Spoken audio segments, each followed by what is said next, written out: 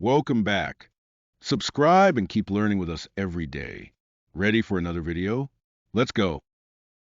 Meet Polly, the happy little pony, with a big surprise in the field. Polly is a little pony. She lives on a farm. Polly is brown and white. She has a long tail and big eyes. Every morning, Polly wakes up early.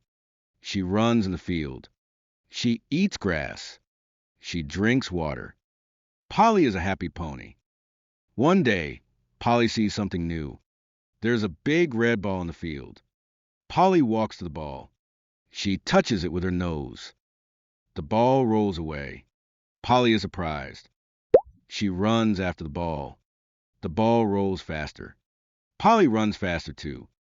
She feels the wind in her hair. It is fun. Polly kicks the ball with her foot. The ball flies in the air.